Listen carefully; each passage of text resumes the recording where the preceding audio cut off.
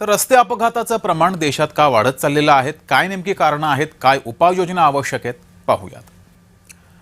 भारतामध्ये सर्वात गंभीर समस्यांपैकी एक म्हणजे रस्ते अपघात.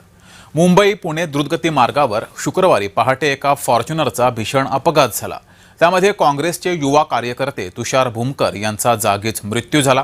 तर काही तासांनी मुंबईतील मुलुंड पश्चिमेला एका महिलेला बेस्टच्या बसनं चिरडलं. यामध्ये महिलेचा जागीच मृत्यू झालाय. मुळातच आपल्या देशात वाहतूक नियमांबद्दल कमालीची उदासीनता आहे. 100 पैकी केवळ 1-2 जणच नियम पाळतायत. उर्वरित 99 जण मनाला येईल तशी गाडी चालवतायत. मग ती दुचाकी असो किंवा 4 चाकी. याचा परिणाम म्हणजे गेल्या अनेक वर्षांपासून भारत रस्ते अपघाताच्या मृत्यूंमध्ये जगात पहिल्या क्रमांकावर आहे. 2025 मध्ये 1,80,000 जणांना आपला जीव या अपघातांमध्ये गमवावा लागलाय. म्हणजे दिवसाला सरासरी 502 मृत्यू. म्हणजेच भारतात दररोज 502 कुटुंब उद्ध्वस्त होत आहेत. इतक्या भीषण आकडेवारीनंतरही बदल काहीच होत नाहीये. उलट नियम मोडण्याची प्रवृत्ती दिवसागणिक ही दुप्पट होत चालली आहे.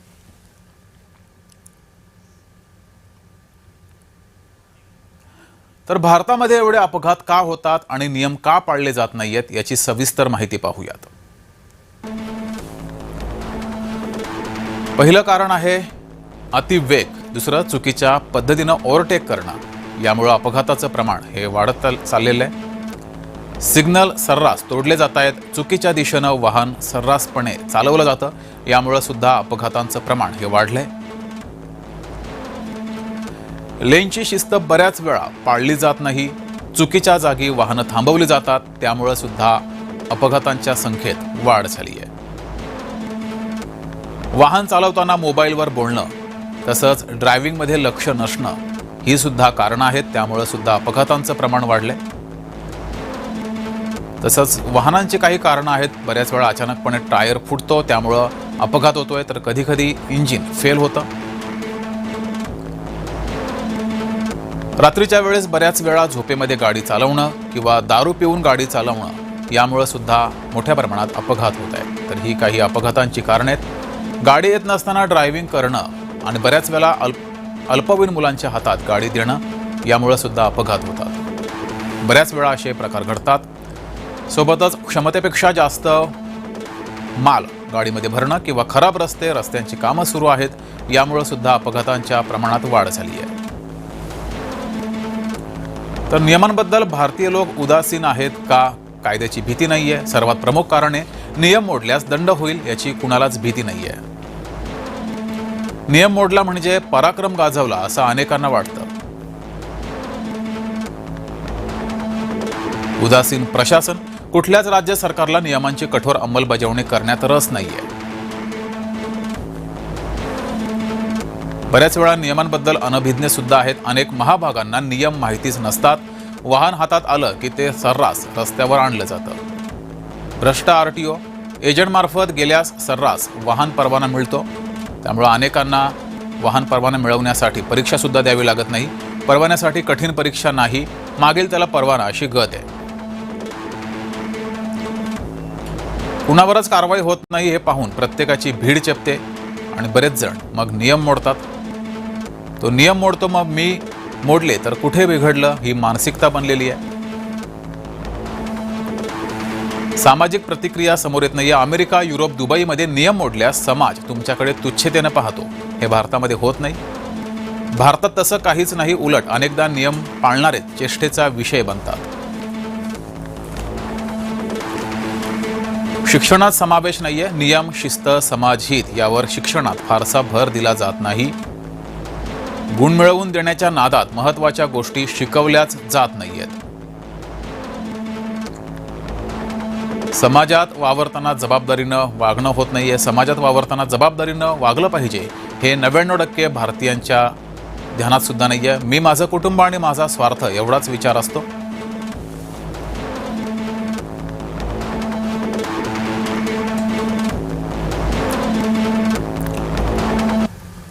तर 2020 पासून भारतातील रस्ते अपघातातील मृत्यूंची आकडेवारी काय आहे तीही पाहूयात.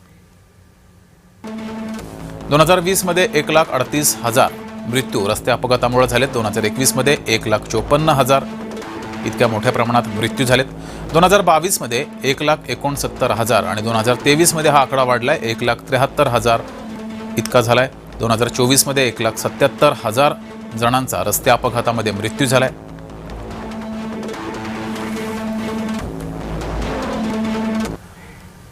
तर भारतातील आकडेवारी पाहिल्यावर आपण आता दुबईमधील दंड व्यवस्था पाहूयात. नेमकी कशी दंड व्यवस्था दुबईमध्ये आहे त्यावर एक नजर टाकूयात. लोकांचा जीव धोक्यात घालणं, स्टंट करणं याला दुबईमध्ये 13 लाख रुपये दंड आहे. सिग्नल तोडणं, अवजड वाहनांसाठी दंड अधिक आहे.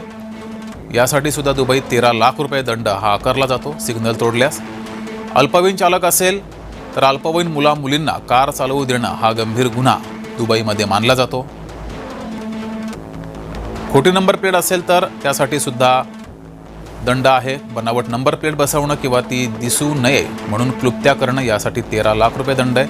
अंक प्रणाली दंडासोबतच अंक प्रणालीचा वापर केल्यास त्यावर सुद्धा दंड आहे.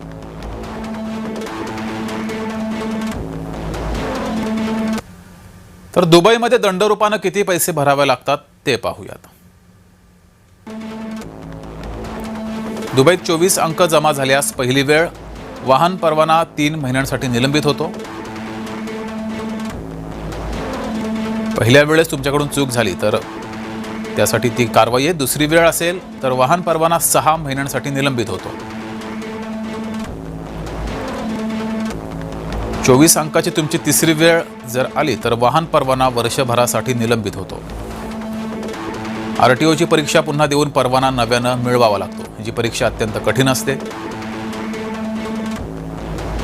शिकाऊ चालक असेल 12 अंक जमा झाल्यास 3 महिन्यांसाठी परवाना निलंबित होतो. परदेशी चालक असेल तर सतत नियम मोडल्यास मायदेशी पाठवून देतात. त्यांचा विजाच कॅन्सल केला जातो.